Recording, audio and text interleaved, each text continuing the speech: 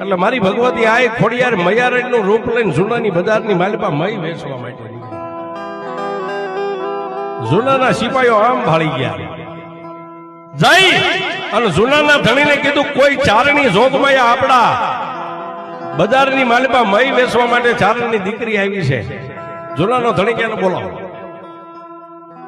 જૂનાના ધણીએ માથેથી હોનાનો મુગટ હેઠે મેકી બે હાથ જોડીને એટલું કીધું કે હે માં, ચારણની દીકરીઓ તો અમારા માટે માં કહેવાય. માં પાડી હાડી 700 ભુવાને વાહના વાડામાં પૂર્યા છે.